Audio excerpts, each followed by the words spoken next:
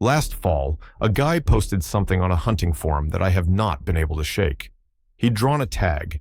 He'd spent the better part of a season glassing up one particular mule deer his wife had been after, and he finally had her set up on it. A 165-inch buck. The kind of animal you remember for the rest of your life. And when the moment came, he reached for his rangefinder to get her a number, and the thing gave him nothing. Dashes across the screen. He said it didn't start working until the sun came all the way up and the unit warmed up in his hand, and by then, the buck had fed over the ridge and was gone. Now, here's the part that stuck with me. That wasn't some $40 gas station rangefinder. It was a SIG, a $500 SIG, a year and a half old that he'd trusted. And his words, almost exactly, were this: "It is unacceptable for a $500 rangefinder to not last as long as a $10 battery." I read that, and I thought about all the people standing in the optics aisle right now, looking at a wall of rangefinders that runs from $130 on the bottom shelf to $2,000 in the locked glass case, and trusting that the number on the price tag means something, that the expensive one will get them the shot the cheap one won't. And I want to tell you, before you spend that money, that the relationship between what you pay and what you actually get is one of the most quietly dishonest things in this entire industry. And I can show you exactly where it breaks. So I'm going to make you a promise up front, and I'm going to keep it. By the end of this video, I'm going to tell you exactly which rangefinder under $400 does the one job that actually matters in the field. And I'm going to tell you the one specific situation where the $1,800 unit is genuinely, no kidding, worth every penny of it. Because both of those things are true at the same time, and the brands are counting on you, never figuring out which is which. I spent years on the retail side of this, behind the counter, selling this exact wall of glass to exact people like you, and I want to start with the thing that took me embarrassingly long to understand, even from the inside. Here's the trick. Pick up almost any rangefinder, and there's a big number on the box. 1,500 yards, 3,000 yards, 5,000 yards, and every person who picks it up reads that number the same way. That's how far this thing will range a deer. That is not what that number means. That number is not measured on a deer. It is not measured on a tree. It is measured on the most reflective, most cooperative target the engineers could find. A big flat reflective sign, the broadside of a building, a sheet of metal, under perfect conditions, sitting on a tripod in good light. It is the rangefinder's best day of its life, and it's the only number that makes it onto the box. I'm not making that up, and I'm not reading some hunter's tinfoil theory off a message board. The manufacturers tell you this themselves if you read past the front of the package. Loophole on their own website explains it plainly. They say brands actually give you 3 different numbers: a number for reflective targets, a number for trees, and a number for deer, because a reflective surface lets the laser bounce back with far more strength than the hide of an animal does. Reflective is the big number. Deer is the small number. And guess which one ends up on the front of the box, in the ads, and in the name of the product? How big is the gap? The rule of thumb that comes up over and over from independent reviewers who actually test this stuff in the field is that real-world performance on a game animal is somewhere around 40 to 60% of the advertised maximum. So a rangefinder that proudly says 1,200 yards on the box might reliably get you a reading on a deer somewhere between 5 and 700. Recoil magazine put it about as bluntly as you can. Manufacturers list their performance using the best case scenario, a big reflective target, and real-world performance on an animal is likely about half. Let me give you the actual published numbers, because this is where it stops being abstract and starts being kind of insulting. A Maven RF.1, a unit hunters love for good reason, advertises 4,500 yards. Its deer rating is 2,700. A SIG Kilo 5K, 5,000 yards on a reflective target, 2,500 on a tree, 2,000 on a deer. A Vortex Razor in its extended mode, 4,000 on reflective, 2,500 on trees, 2,200 on a deer. So the deer number, the only one that has anything to do with your actual hunt, is consistently somewhere between half and 60% of the headline. The big number was never for you. The big number was for the shelf. And it gets worse the cheaper you go, which is the part the budget brands really don't want you to sit with. There's an older Leupold unit rated at 650 yards. Sounds modest, honest even, Its actual deer ranging capability when somebody tested it was about 200 yards. The honest number was a third of the box number. So here's where the title of this video comes from, and I want to be straight with you about it, because I'm not in the business of selling you a slogan I can't back up. Can a $300 rangefinder outrange an $1,800 one? On the spec sheet, yes. On a reflective target in a parking lot, frequently, yes. And that should bother you, because it means the big number, the thing you're being sold on, is the one part of this product where price buys you almost nothing real. The expensive rangefinder's advantage was never about ranging a deer farther away. I'll come back to what its advantage actually is, because it does have one, and it's worth understanding. But the distance number, that's the part you're not paying for, no matter what the tag says. Now let me take you one layer deeper, because once you see how the number is built, the obvious next question is, what's actually inside these things? What is the part that fires the laser and catches it coming back? And is the $400 version of that part really worse than the $2,000 version? And this is where my time on the retail side actually pays off. Because I got curious about this years ago and started pulling the thread. A laser rangefinder, at its core, is doing something almost stupidly simple. It fires a pulse of invisible light, near infrared around 905 nanometers, at your target, and it times how long the pulse takes to come back. Light goes a known speed. Time it. Do the division, and you've got distance. That's the whole magic trick. Everything else is packaging. So the two parts that do the actual work are the thing that fires the pulse and the thing that catches it. The emitter and the receiver. The laser diode and the detector. And here is the fact that reframes this entire category. Those two parts are commodities. They are made by a tiny handful of giant component companies, and they're sold off the shelf to anybody with a purchase order. The laser diode in a huge swath of these rangefinders, cheap ones and expensive ones, traces back to a company called AM's OSRAM, whose 905 nanometer pulsed laser diodes are literally marketed for rangefinders, sold in what their own materials describe as a cost-effective plastic package for consumer applications. You can buy them yourself today off the same electronics distributors that sell resistors and capacitors, DigiKey, Newark, in a parts bin. The detector that catches the returning pulse is an avalanche photodiode, the kind made by a company like Hamamatsu, specifically because that type of sensor is good at exactly this wavelength and can read longer distances than a cheaper sensor. So whether the rangefinder in your hand cost you $90 or $1,800, the odds are very good that the thing firing the laser is an OSRAM class diode and the thing catching it is a Hamamatsu class detector, the same class of part, out of the same small set of suppliers. The premium brand is not growing a better laser in a lab. They're buying from the same parts catalog as the budget brand. That's not a conspiracy. That's just how component supply chains work in every electronics category. It's how phones work, how TVs work, and rangefinders are no exception. And then there's the question of who actually screws the thing together, because owning a brand name is not the same as owning a factory. There is an enormous, openly operating ecosystem of Chinese contract manufacturers that build rangefinders, whole, finished rangefinders, and will put your logo on them. One of them, a company that's been at this since around 2011, advertises its services about as plainly as a company can. They offer, in their own words, OEM and ODM rangefinder service. Your logo, your color, your packaging, your manual.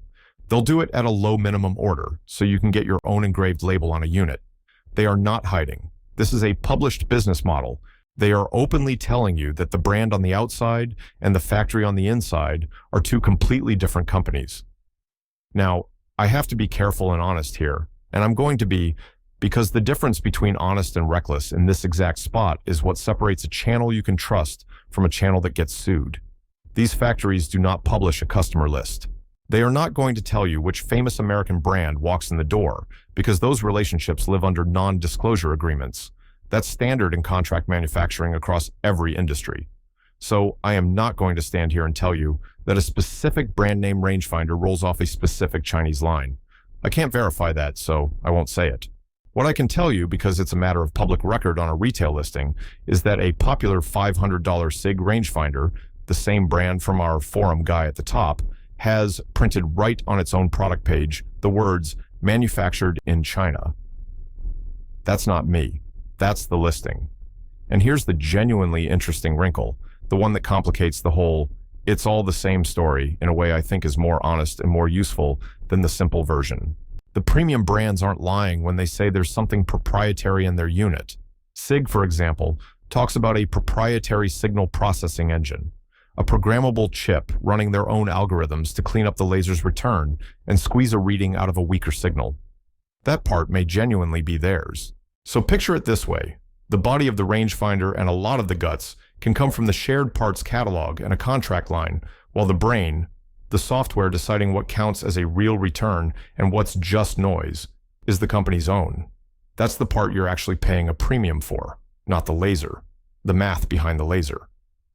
Which brings me to the most important reframe in this entire video, and the moment where I tell you what your money is really buying. Hold that thought, because I'm going to lay it out completely. But first, I owe you the rest of the promise. Because I told you I'd tell you which cheap unit to buy, and the one time the expensive one earns it, and I meant it. So, let me name the thing the expensive rangefinder genuinely does better, since I've spent 10 minutes telling you what it doesn't. There's a spec almost nobody at the counter ever mentions, and it's the one that actually separates a great rangefinder from a cheap one: beam divergence. When that laser pulse leaves the unit, it doesn't travel as a perfect pencil-thin line. It spreads like the cone of a flashlight. A premium rangefinder has a tight beam. A cheap one has a wide one. Why does that matter? Because at long distance, a wide beam smears across everything: the deer, the brush in front of it, the hillside behind it. And the unit gets confused about what it's even reading. A high-end unit might have a beam that, at 1,000 yards, is only 1.5 feet wide. A budget unit's beam at that same distance could be spread across 4 or 5 feet. So, when you're trying to range one specific animal standing in front of a hillside, or a deer skylined on a ridge with nothing behind it to bounce off of, the tight beam gets you a clean number, and the wide beam gives you dashes, or worse, gives you the range to the hill behind the deer and you shoot over its back. That is a real engineering difference. That is real money for a real reason. And I'll be honest with you again, because the easy version of this video would skip it.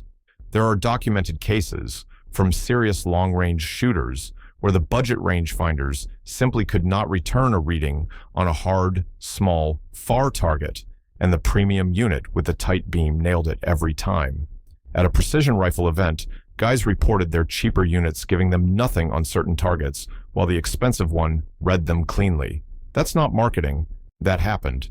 But, and this is the whole game, notice the conditions. 1,000 yards, tiny targets, skylined, no backstop. That is not your average deer hunt. For the overwhelming majority of hunting situations, on an animal, inside the distances where you have any business pulling a trigger, the cheap unit and the expensive unit will hand you the same number. I'll show you the proof on that in a second. And one more piece of honesty, because the brands would love for you to think the beam gap is a permanent moat. It's closing. Even budget rangefinders these days are getting tighter beams than they used to. The thing that used to justify the premium is becoming standard. So the window where that premium genuinely matters keeps getting narrower every year. If this is the kind of thing you wish somebody had just told you before you walked up to that counter and handed over the money, that's the entire reason this channel exists. I take the gear you're being sold, I find out who really made it and where the markup actually lives, and I tell you the part the pro shop hopes you never ask about. If that's useful to you, subscribe and stick around, because I do exactly this every single week, and the next one is already coming. Okay, here's the proof, and here's the reveal I've been promising you, all in one piece. Out in the real world, hunters compare these things side by side all the time, and the results are remarkably consistent once you know what you're looking at. There's a guy who shot prairie dogs for 5 years with a cheap rangefinder, the kind that gets dismissed as junk. And when he put it next to a unit that cost 5 times as much, his words were that the yardage readings were identical. There's a hunter who'll tell you his 10-year-old budget Leupold reads better than a brand new SIG that cost far more. There's the owner of one of those 3,000-yard named units who admitted that in practice, he could only count on a first try reading out to about 600 yards, and his real maximum was nowhere near the number in the product's own name, 600. On a unit sold on the promise of 3,000.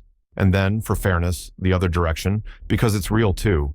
There's a SIG owner who'll tell you his unit absolutely spanked a Leupold and a Leica on shadowed dirt and short grass at 748 yards, returning a number the other two just couldn't get. That happened. The premium tier does win. At distance, in bad light, on hard targets. So, put it together. The pattern isn't cheap is better. That would be a lie, and I'm not going to sell you one. The pattern is this. Inside the ranges where you actually hunt and ethically shoot an animal, the $300 unit and the $1,800 unit are doing the same job, with the same class of laser, returning the same number. The premium gap only opens up out past where most of us have any business shooting at a living thing, way out there, on tiny targets, in bad light. Which means, for most hunters, most of the time, the $1,500 difference is buying you nothing you will ever use on a deer. So, what is it buying? Here's the reveal. Strip away the laser, which is shared, and the distance number, which is fake, and you're left with what you actually paid for at the premium tier, and it comes down to three things: glass, beam, and software. The glass on a premium range-finding binocular is genuinely better. That's real, especially if you spend hours glassing. The tight beam is real in those narrow conditions we just covered, and the third one, software, is where the industry has quietly built itself a brand new way to keep charging you after the sale. Because the real product at the top of this market isn't the rangefinder anymore, it's the ballistics solver. The little computer that takes the range, your rifle's data, the angle, the air pressure, and spits out exactly where to hold. And here's the thing almost nobody realizes. A lot of these brands don't even write that software. They license it. There's one ballistics company whose solver shows up licensed inside SIG, inside Bushnell, inside Vortex's units, inside Leica. The same brain, rented out and reskinned under different logos, the exact same way the laser diode is. The logo tax, all over again, one layer up. And once it's software, they can do what software always eventually does to you. Leica's premium range-finding binocular, a unit well north of $3,000, ships with the basic version of that ballistic brain, capped at a relatively short distance. You want the full-strength solver?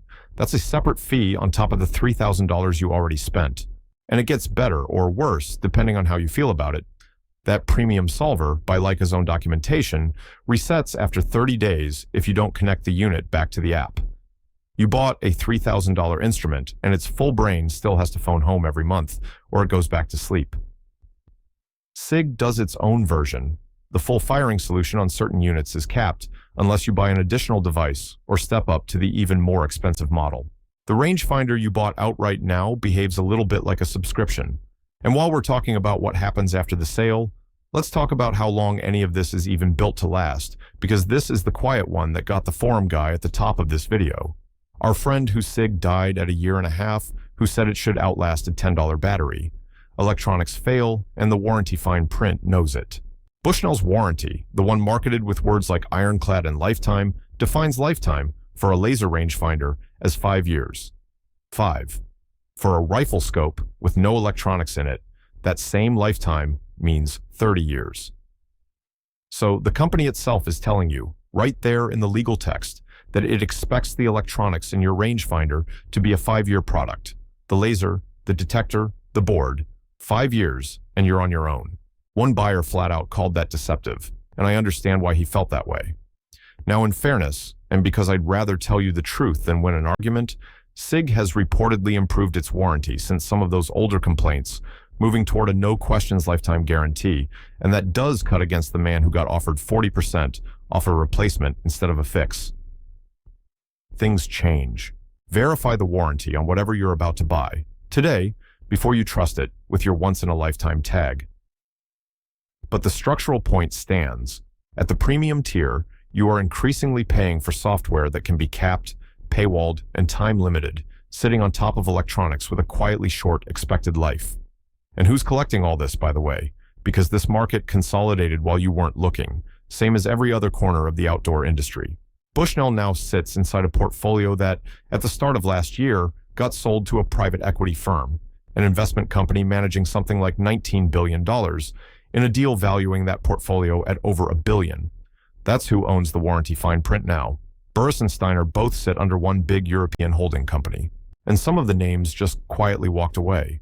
Nikon, a company whose glass your father probably trusted, pulled out of the rifle scope business entirely a few years back, and the story goes that a couple of the designers who'd built those scopes left and went on to found other brands you now see on that same wall. So even the fresh, independent-looking logos sometimes trace back to the same small circle of people who built the old ones. The brand names on the wall feel like a dozen rival companies competing for your money. Behind the curtain, it's a much, much shorter list. A handful of owners, a handful of component suppliers, and 1 or 2 ballistics-software companies renting the same brain to everybody. The competition you think you're shopping is mostly a wall of different stickers. So let me close the loop and keep the promise I made you at the start, because I always keep that promise. What should you actually buy? For the vast majority of hunters, and I mean this as someone who sold the expensive stuff and watched people buy way more than they needed, get a quality rangefinder in the $250 to $400 range with one feature that genuinely matters: angle compensation. The thing that corrects your range when you're shooting up or down a hill, so the number you get is the number your bullet or your arrow actually flies. A vortex crossfire in that range, a solid SIG kilo in that range, a loophole in that range. Any of those will hand you a clean, true number on a deer at every honest hunting distance, using the same class of laser as the unit that costs 5 times more. That is the gear that does the job. Spend the big money in exactly 3 situations, and only these 3. 1. You genuinely, regularly, shoot past about 700 or 800 yards, in which case the tight beam stops being a luxury and becomes the thing that gets you a reading at all. 2. You want an onboard ballistic solver and you understand you may be renting part of it. 3. You're buying range-finding binoculars and the glass quality matters because you glass for hours and your eyes are the actual tool. Outside those 3, the premium price is buying you a bigger number on a box, a number measured on a road sign, not on a deer. There's a story that gets passed around for exactly this reason, and it's the one I want you to carry out of here. An accomplished bow hunter draws one of the rarest tags there is, a bighorn sheep, the kind of tag a man can wait his whole life for and never pull. He goes out and buys the newest, biggest name rangefinder he can find, the latest and greatest, and he trusts it completely, blindly. And when the moment finally comes, on the animal of his life, he sends a whole quiver of arrows sailing well over the back of that ram, one after another, because he never once questioned the number the expensive unit was feeding him. A lifetime tag, gone. Not because the gear was cheap, but because he mistook a price tag for a guarantee and stopped thinking. That's the real trap. The expensive unit doesn't just cost you money. It can cost you the thing you can't ever get back, precisely because you trusted it more than you should have. Think back to the guy at the top. He didn't lose that buck because he bought a cheap rangefinder. He lost it because he believed the price tag was a promise, and the unit failed him when it was cold, and it mattered. The lesson isn't spend more. The lesson isn't spend less. The lesson is stop reading the big number on the box, because the big number was never measured on the thing you're trying to kill. It was measured on a sign by the side of the road. Find out what your unit actually does on a deer, in the cold, in bad light. Before the morning, your wife is on the rifle and the buck is feeding over the ridge. Because the most expensive thing in that optics aisle isn't the rangefinder in the locked case. It's believing the tag. If you want to see exactly this same trick, the same shared parts, the same logo tax, the same number that means nothing, pulled apart inside the world of thermal scopes, where 2 factories build nearly every unit on the wall, and one of them got sanctioned by the US government. That video is right here, and I'll see you in it.